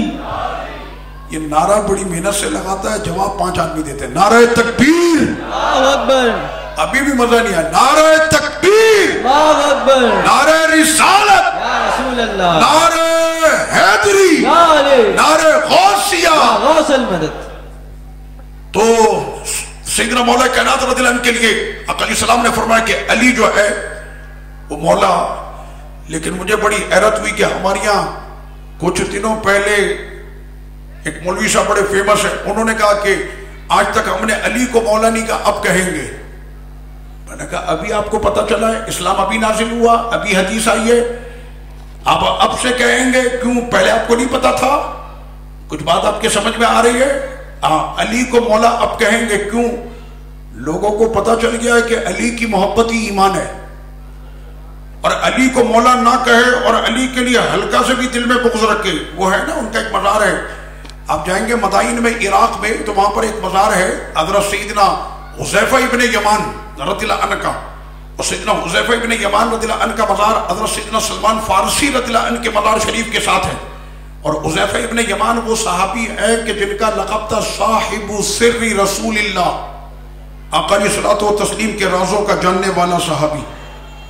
یہ غالباً 1931 کی بات ہے کہ جس وقت میں آپ کی قبر شریف میں پانی آئے اور آپ کی قبر شریف تھی دریائے دجلہ کے کنارے، تو حاکم وقت اور امیر کے خواب میں آپ تشریف لائے اور یہ سارا معاملہ اس کے سامنے جب ظاہر ہوا اور اس نے جا کر اس چیز کو وہاں پر دیکھا تو واقعی میں ان کی قبروں میں سیدنا حذیفہ ابن یمان اور سیدنا سلمان فارسی ان کی قبروں کے اندر پانی داخل ہو رہا. تو وہاں پر آج بھی وہ تصویریں موجود ہیں، اور جنہوں نے عراق اور بغداد شریف اور غوث پاک رضی اللہ عنہ کے دربار شریف کی حاضری پیش کی اور مدائن وہ گئے تو انہوں نے وہ تصویریں وہاں پر دیکھی ہوں گی. 1931 میں جس وقت میں ان کو یعنی 1931 سے اگر حساب لگائے تو تقریباً کو 1400 سال کے لگ بھگ اتنے سال ہو جاتے ہیں ان لوگوں کے شہادت کو اور ان لوگوں کے وصال کو. تو ایسے وقت میں جب ان کے جسموں کو ان کی قبروں سے منتقل کیا جا رہا تھا تو دیکھنے والی آنکھیں یہ دیکھ رہی تھیں، ایسا لگ رہا تھا کہ حضور کے ان غلاموں کو ابھی آدھے گھنٹے پہلے کوئی دفن کر کے گیا. سرکار کے غلاموں کا کفن بھی میلا نہیں ہوتا، ایسے چمکتے اور اجلے کفنوں کے ساتھ یہ اپنی قبروں کے اندر موجود تھے. اور اس کے بعد ان کے جسموں کو منتقل کیا گیا، وہاں سے دریائے دجلہ سے مدائن میں ان کے جسموں کو منتقل کیا گیا. تو حذیفہ ابن یمان رضی اللہ عنہ صاحب سر رسول اللہ صلی اللہ علیہ وسلم علیہ الصلوۃ والتسلیم اپنے راز کی ساری باتیں آپ ہی سے کیا کرتے، اور صحابہ کرام علیہم الرضوان کو اگر کسی کے بارے میں معلومات لینی ہوتی تو ان کے پاس آ کر کہتے کہ حذیفہ یہ بتاؤ میرے بھائی کہ حضور نے اس کے بارے میں کیا فرمایا اور اس کے بارے میں کیا فرمایا. سیدنا حذیفہ ابن یمان رضی اللہ عنہ دنیا سے تشریف لے گئے. اب دور صحابہ کا نہیں، اب دور تابعین کا. اب تو کوئی ایسا بندہ نہیں کہ جو ان کو بتائے کہ کس کو دیکھے اور کس کو دیکھے، کس سے پہچانو کس سے پہچان نہ ہو. تو آقا علیہ الصلوۃ والتسلیم نے اپنے غلاموں کو ایک بہترین مقیاس ادا کیا. وہ مقیاس کیا ہے، وہ ترازو کیا ہے، وہ میزان کیا ہے، وہ آقا علیہ الصلوۃ والتسلیم نے عطا کیا. اس میزان کو اچھی طرح سے یاد کر لو، اور یہ فرمان میرے نبی کا ہے. اور کسی کو پہچاننا ہو، اس کی بےایمانی اور اس کے ایمان کو اگر پرکھنا ہو، آقا علیہ السلام نے فرمایا کہ علی کی محبت ایمان ہے، علی کا بغض نفاق ہے. ارے جس محفل میں بیٹھو وہاں پر مولا علی کا ذکر کرو، جن کے چہروں پر مسکراہٹ آئے سمجھ لینا مومن ہے، جن کے چہروں پر بگاڑ آئے سمجھ لینا منافق ہے. یہ میزان میرے آقا علیہ الصلوۃ والتسلیم نے ارشاد فرما دیا. اور سیدنا مولا کائنات رضی اللہ تعالی عنہ کے لیے آقا علیہ الصلوۃ والتسلیم نے فرمایا میں حکمت کا شہر ہوں، علی اس کا دروازہ ہے. میں علم کا شہر ہوں، علی اس کا دروازہ ہے. اور اتنی حدیثیں مولا کائنات رضی اللہ عنہ کے مناقب اور فضائل کے اندر اتنی حدیثیں موجود ہیں کہ میں بیان کرتے پوری رات بھی گزر جائے لیکن وہ حدیثیں ختم نہ ہوں گی. لیکن ان میں سے کچھ مشہور حدیثیں کہ جس وقت میں تبوک کا وقت ہوا اور آقا علیہ الصلوۃ والتسلیم نے اس وقت سیدنا مولا کائنات رضی اللہ عنہ سے فرمایا کہ گھر میں آپ کے علالت اور مریضہ اور آپ نے ان کی جو ہے وہ تیمارداری کے لیے رکنا. اب سیدنا مولا کائنات رضی اللہ عنہ جیسے مجاہد کو کہا جا رہا ہے کہ آپ نے گھر میں رہنا. اگر سیدنا مولا کائنات رضی اللہ عنہ کو کوئی یہ کہتا نا کہ آپ کے بدن کے ٹکڑے ٹکڑے بھی کرنے تو شاید ان کو کوئی اس بات کی پرواہ نہ ہوتی، لیکن اس وقت یہ بات ان کے لیے چٹانوں سے بھی زیادہ وزنی تھی. آقا علیہ الصلوۃ والتسلیم کو پتا ہے میرے علی پر بڑی بھاری گزر رہی ہے. علی کو کہہ دیا آپ نے گھر میں رہنا. آپ کو پتا ہے نا صحابہ کرام علیہم الرضوان کے مزاج کیا ہوتے ہیں کہ وہ کس انداز میں گفتگو کرتے. میں ابھی ایک ہفتے پہلے سیدنا خالد بن ولید رضی اللہ عنہ کے روزے پر تھا حمص میں. شام کا ایک شہر ہے حمص، وہاں سیدنا خالد بن ولید کے انہوں نے فتح بھی کیا وہ علاقہ. تو جس وقت میں سیدنا خالد بن ولید رضی اللہ عنہ کے روزے پر پہنچا تو مجھے ان کا وہ واقعہ یاد آیا. اور آپ کے قبر شریف پر ایسے اوپر گولائی کے اندر یوں لکھا ہوا لقد شہدت مئۃ زحف او زحاہا. خالد نے 100 کے لگ بھگ جنگوں میں حصہ لیا. میرے بدن کا ایک بالش حصہ خالی نہیں کہ جہاں پر تیر تلوار اور نیزے کے زخم نہ ہو. او بزدلوں، تلواروں کے سائے میں اگر موت آنا ہوتی تو خالد کی موت بستر پر نہیں ہوتی. یہ آپ نے وہاں پر لکھا ہوا ہے، یہ آپ کا فرمان ہے اور آپ کے مزار پر آج بھی لکھا. میں جس وقت سیدنا خالد بن ولید رضی اللہ عنہ کے روزے پر بیٹھا ہوا تھا اور اتفاق آپ کہنے کوئی بھی نہیں تھا، میں اور سیدنا خالد بن ولید رضی اللہ عنہ تھے. تو میں ان کے روزے پر اکیلے بیٹھا، بظاہر وہاں پر کوئی بھی نہیں تھا. یہ مجھے سعادت ملی کہ ان کی قبر شریف کے ساتھ میں بیٹھا ہوا تھا. تو اس وقت میں وہ سارے واقعات مجھ کو یاد آ رہے تھے اور میں اپنے دل میں ان واقعات کو بڑبڑا رہا تھا اور وہ میرے دل کی کیفیت کو سن رہے تھے. کیسے آپ گئے تھے روم کے لیے، اور جس وقت میں رومی لشکر آپ کے سامنے آیا تو سیدنا خالد بن ولید رضی اللہ عنہ کو اس نے کہا کہ تمہاری تعداد ہے 36,000، ہماری تعداد ہے 6 لاکھ، اگر ایک حملہ بھی زوردار ہم نے کر دیا تو تمہارا پتہ بھی نہیں چلے گا۔ بس اتنا کہنا تھا اس رومی لیڈر اور اس رومی قائد کا۔ وہ 36,000 کے اس ایوان کے اندر ایک کھلبلی اور ایک جو ہے وہ بھونچال برپا ہو گیا، سارے ایسے مچلنے لگ گئے، ارے اس کی اتنی جرت ہو گئی، حضور کے غلاموں کے سامنے اتنی بڑی بات اس نے کیسے کر دی ہے، سارے اچھلنے لگ گئے۔ ایسے وقت میں حضرت ابو ہریرہ رضی اللہ عنہ بھی اٹھ کر دیکھتے، سیدنا ابو ہریرہ رضی اللہ عنہ اپنے بدن کے اعتبار سے بڑے دبلے تھے، تو جب اچھل کر وہ دیکھ رہے نا اچھل کچل کے بار بار، تو ان کے پیچھے جو بیٹھا تھا نا اس نے کہا کہ یہ کون ہے جو بار بار اچھل کر دیکھ رہا، کیا اس کو آگے والے لشکر سے ڈر لگ رہا؟ اگر اس کو ڈر لگتا اس کو پیچھے بھیجو، کون ہے یہ؟ کہنا بھائی آرام سے، یہ دکھنے میں دبلا پتلا ضرور نظر آتا ہے لیکن تمہارے نبی کے سب سے زیادہ فرمان اسی نے اپنے سینے میں محفوظ رکھے ہیں، یہ سب سے بڑا حدیثوں کا حافظ ابو ہریرہ ہے رضی اللہ عنہ۔ صحابہ اکرام علیہ رضوان کی وہاں پر جو کنڈیشن تھی، او تم نے یہ کیسے سمجھ لیا 36,000؟ ارے ہم 6 بھی ہوتے تو تمہارے 6 لاکھ کے لشکر پہ بھاری ہوتے۔ ہم لوگ تو اس ٹائپ کے لوگ ہیں، ہمیں تو ان چیزوں کی پرواہ نہیں ہوتی، 36 اور 30 اور 20 اور یہ ساری چیزیں تو ہم نے کبھی سوچی بھی نہیں ہیں۔ اس کے بعد سیدنا خالد بن ولید نے کیا جواب دیا؟ ان کے دربار میں مجھ کو جب یہ بار بار خیال آ رہا تھا اور میری آنکھوں سے آنسو ٹپک رہے تھے، رب کریم ہمیں ایک لیڈر ان جیسا نہ سے ان کے قدموں کی خاکی عطا کر دی، ایسا تو کوئی ہمارے پاس آئے جو جرت کے ساتھ بات کرنے والا تو ہو۔ کل جشن آزادی اور پاکستان کی آزادی، اللہ ہمارے ملک کو سلامت رکھے، جن کے گھر اور جن کے ملک تباہ ہوئے، میں اس وقت شام کی کنڈیشن دیکھ کر آیا ہوں، دل سے دعا کرے کہ اللہ پاک تا ابد قیامت ہمارے ملک کو سلامت رکھے۔ تو ایسے وقت میں حضرت سیدنا خالد بن ولید رضی اللہ عنہ کہنے لگے میں کمانڈری کر رہا ہوں، میں کمانڈر ہوں، لیڈ میری ہوگی، میں قائد ہوں، جواب اس کو دینا میرا حق ہے۔ ساتھیوں ابھی انتظار کرو، جواب ایسا ہوگا تم کو تسلی ہوگی، یہ جو تمہارے خون کے اندر ابھی روانگی آ گئی، ابھی تم کو تسلی بخش جواب دیتا ہوں، اور ایسا جواب ہوگا تمہارے بے قرار دلوں کو اطمینان نصیب ہوگا۔ اب مسلمانوں کا قائد ایسے کھڑا ہوا، ہمارے یہاں تو یہ ہو جاتا ہے اگر فرانس سے ہم نے پنگا کیا تو پورا یورپ ناراض ہو جائے گا، یورپ ناراض ہو جائے گا تو ہمارے بیوی بچے بھوکے مر جائیں گے۔ وہ بدبختوں تم کو پتہ ہی نہیں، رزق کا مالک فرانس نہیں، رزق کا مالک میرا خدا ہے، اور خدا رزق دیتا اپنے حبیب کے چہرے کی بھیک میں دیتا، اپنے حبیب کے چہرے کا صدقہ دیتا، اسی کا تو وہی تو صدقہ ہے کہ جو پورا جہاں چلتا۔ میں کل اپنے ایک ساتھی کو یہ کہہ رہا تھا کہ پاکستان میں جتنی چوری لوٹ کھسوٹ اور جتنا بھی یہاں پر لوٹ کھسوٹ کا بازار گرم ہے، لیکن اس کے باوجود بھی اللہ نے اس ملک کو نعمتوں سے نوازا ہے۔ وجہ اس کی یہ ہے کہ رمضان میں پورا ملک قرآن کی صداؤں سے گونجتا ہے اور پورے سال سرکار کی نعتوں سے گونجتا۔ اس وجہ سے رب کریم نے اس ملک کو ابھی تک جو ہے یہ سب کچھ ہونے کے باوجود بھی میرے رب نے اس ملک کو چلا رکھا ہے، ورنہ جتنی یہاں پر بربادی اور لوٹ کھسوٹ اور یہاں پر چوری اور اس طرح کے معاملات ہوئے، اور حکمرانوں نے جو اپنے بڑے بڑے نہ ختم ہونے والے پیٹ جو انہوں نے بھرے ہیں، یہ تو ملک کب کی یہاں پر خانہ جنگی ہو جاتی۔ یہ سرکار کی نعتوں کا صدقہ ہے کہ یہ ملک ابھی تک چل رہا، یہ امام حسین اور آل حسین کا صدقہ ہے کہ یہ ملک ابھی تک چل رہا۔ اللہ پاک نے ان لوگوں کی برکت سے ہمارے ملک کو برکت عطا کی ہے، جہاں پر ان کا ذکر ہو تو وہاں پر رب کی رحمتوں کی بارش ہوتی ہے۔ ایسے وقت میں سیدنا خالد بن ولید رضی اللہ عنہ آگے بڑھے اور جا کر اس قائد کو کہا کہ سنو، پہلے ہمارے چہرے دیکھو، یہ رسول اللہ کے دربار کے سارے ببر شیر ہیں، دیکھ لیا تم نے ہمارے چہرے، یہ جنگ ہو نہ ہو، فتح ہو نہ ہو، یہ تو ساری بات کی بات ہے، لڑائی ہوگی اس کے بعد یہ سارا دیکھا جائے گا، پہلے تم ہمارا سن لو، ہم یہاں پر آئیں کیوں ہیں؟ ہم رسول اللہ کے دربار کے سارے شیر ہیں، ہم پانی نہیں ہم خون پیتے ہیں، اور ہمیں یہ پتا چلا ہے کہ پورے جہاں میں سب سے ذائقے والا خون رومیوں تمہارا ہے، ہم یہاں پر خون پینے کے لیے آئے۔ یہ تھا انداز سیدنا خالد ابن ولید رضی اللہ تعالی عنہ کا، سرور کونین کے دربار میں رہنے والے اس انداز میں بات کیا کرتے تھے۔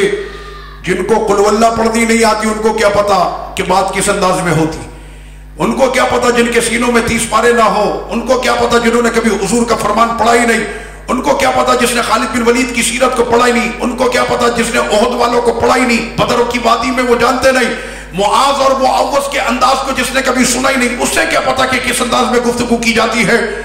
سیدنا مولا کائنات رضی اللہ عنہ کے سامنے جب آقا علیہ الصلوۃ والتسلیم نے فرمایا، اس بات سے اندازہ کرے جب خالد بن ولید کا جوہر ایسا ہے تو فاتح خیبر کا کیسا ہوگا، مولا کائنات کا پھر کیسا انداز ہوگا۔ مولا کائنات کو کہا کہ آپ نے گھر میں رہنا، آپ نہیں جائیں گے۔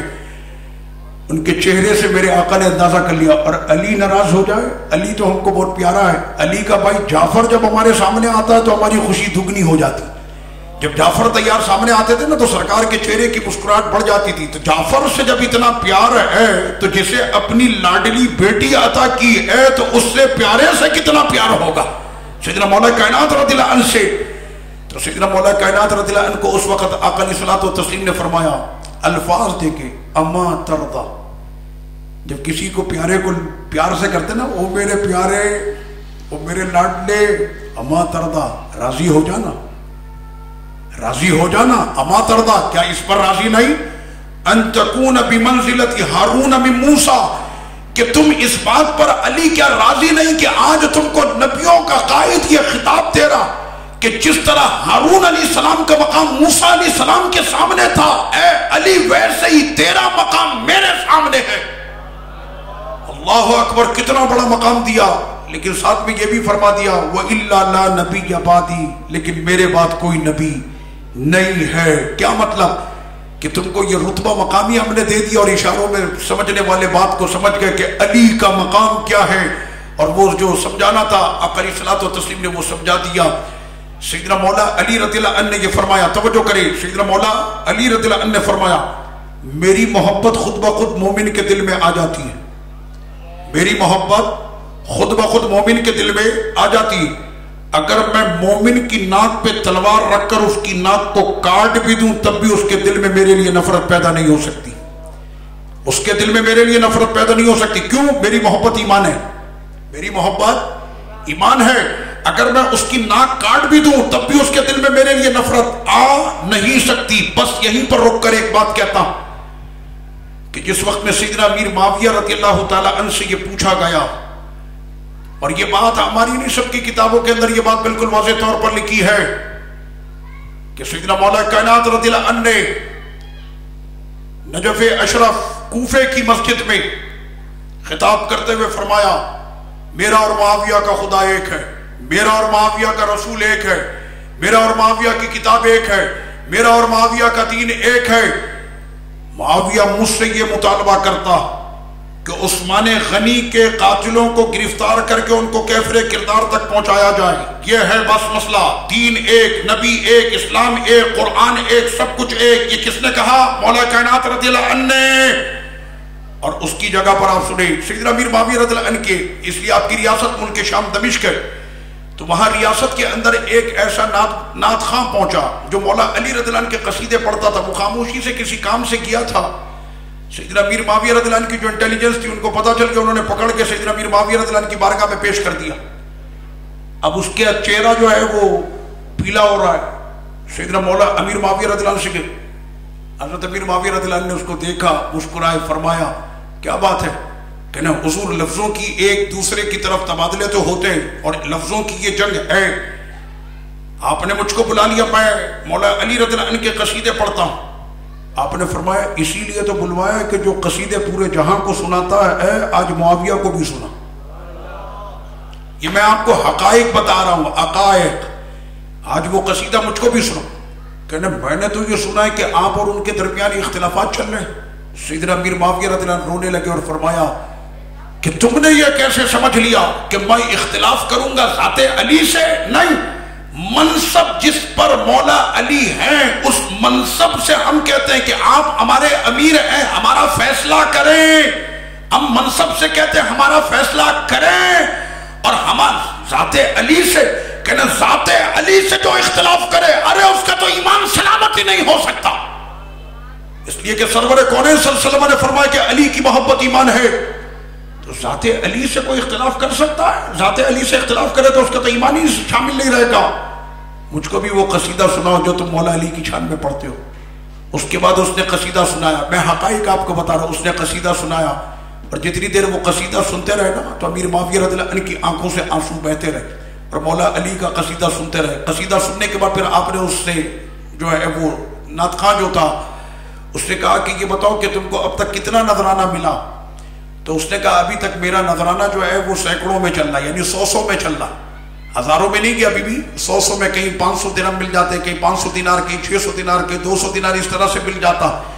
آپ جانتے حضرت امیر معاویہ بادشاہ تھے ملک شام کے، آپ نے اسی وقت 8000 دینار اس کو نذرانہ پیش کیا. 8000 دینار مولا علی رضی اللہ عنہ کے چہرے کا جو صدقہ تھا وہ اس وقت میں جو ہے وہ پیش کیا گیا.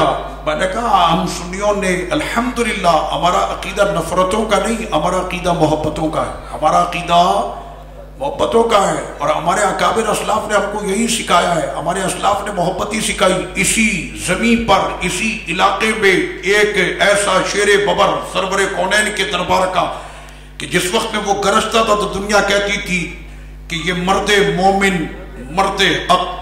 علامہ سید شاہ تراب الحق قادری رحمت اللہ تعالی علیہ، آج ان کا یوم عرس ہے. اللہ پاک ان کے مزار پر انوار پر کروڑا کروڑ رحمتوں کی بارش فرمائے. میں نے ان کو دیکھا، جس نشست میں بھی دیکھا، جس محفل میں بھی دیکھا، سنی ہو یا دیگر مکاتب فکر کے لوگ ہو، جس وقت میں شاہ تراب الحق قادری کی گفتگو ہوتی تھی اپنے تو اپنے بیگانے بھی یہ کہتے تھے کہ آج کا اس سے تراب الحق جیت گیا. رب کریم نے ان کو یہ طاقت اور زبان پہ یہ قوت اور شخصیت میں ان کا یہ روب، رب نے ان کو ان کے جد اعلیٰ کے صدقے، غوث و خواجہ کے صدقے ان کو عطا کیا تھا. میں صرف تحدیث نعمت کے طور پہ عرض کروں کہ دارالعلوم امجدیہ میں میرے پاس ہمارا جب بھی پیریڈ خالی ہوتا یا کوئی بھی وقت ملتا تو میری کوشش، اولین پہلی کوشش میری یہی ہوتی تھی کہ میں قبلہ شاہ صاحب کی بارگاہ میں جا کر بیٹھوں اور قبلہ شاہ صاحب مجھ سے بے پناہ محبت کرتے تھے، بے پناہ محبت. آج بھی ان کا فیض، میں جب بھی ان کے مزار شریف پر حاضر ہوتا ہوں تو مجھے ایسا محسوس ہوتا ہے، بلکہ ان کی آوازیں میرے کانوں میں آج بھی گونجتی ہے. وہی جو ان کا ایک انداز تھا بات کرنے کا، سلام دعا کرنے کا، وہ انداز آج بھی کانوں کے اندر گونجتا. یہ میں اپنی کیفیت بتا رہا ہوں. میرا ایک بہت زیادہ لگاؤ رہا علامہ سید شاہ تراب الحق قادری رحمت اللہ تعالی علیہ سے. اللہ پاک سنیوں کو ایسے اسلاف قیامت تک عطا فرمائے، ایسے بزرگان دین قیامت تک عطا فرمائے کہ جن کا فیضان تمام دنیا سنیت پر، پاکستان سے لے کر افریقہ تک اور افریقہ سے لے کے یورپ تک، دنیا میں جہاں چلے جائیں ان کے چاہنے والے اور ان کے مرید اور ان کے اہل عقیدت موجود ہیں. اور ان بزرگوں نے جن کی تربیت کی، الحمدللہ وہ تربیت یافتہ لوگ آج بھی مسلک کی خدمت کر رہے ہیں، دین کی خدمت کر رہے ہیں.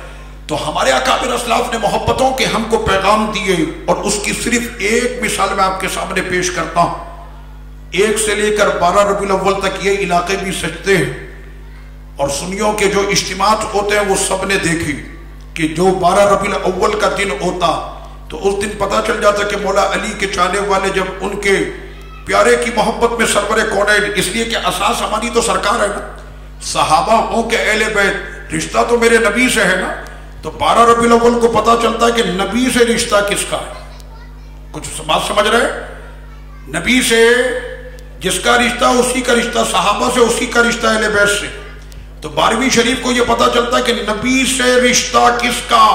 تو الحمدللہ پورا کراچی، پاکستان، دنیا اس وقت میں کہ جب پورا پاکستان شہر کراچی کی سڑکیں بھری ہوتی ہیں اور بغیر کسی خوف و خطر کے سنی پڑھتے ہوئے جا رہا ہوتا ہے، سب سے اولا ہو اعلیٰ ہمارا نبی، سب سے بالا ہو اعلیٰ ہمارا نبی. کوئی خوف نہیں، کوئی خطر نہیں. کیوں کہ سنیوں کو یہ پتا کہ ہم بظاہر سیکورٹی اور بظاہر سیکورٹی وغیرہ ان سے ہمارا کوئی تعلق ہے نہیں. وہ دے دیں ان کی مہربانی، اور نہ بھی دیں تو انہوں نے کوئی اس چیز کا وہ مانگنا نہیں. اس لیے کہ 12 ربیع الاول کو پتہ نہیں کتنی سیکورٹی، تو سیکورٹی کے اندر بھی اس ٹائم پر یہ ہوتا کہ جناب آپ کی محفلیں اتنی ہو گئی کہ ہمارے پاس سیکورٹی نہیں ہے. سمجھ باری آپ کے؟ تو الحمدللہ سنی محبت کا درس دیتے ہیں، ملانے کا درس دیتے ہیں، محبت کا درس دیتے ہیں. اس لیے کہ جن سے میرے رب نے، میرے نبی نے پیار کیا، سارے سنی ان سے پیار کرتے. جن سے بھی پیار کیا یا جنہوں نے اللہ رسول سے پیار کیا ہے، ہم سنی ان سے پیار کرتے ہیں، اور اللہ رسول نے جن سے محبت کی ہم سارے سنی ان سے محبت کرتے ہیں۔ اہل سنت کا ہے بیڑا پار، اصحاب حضور نجم ہے اور ناؤ ہے، اطرت رسول اللہ کی وما علیہ الا البلاغ۔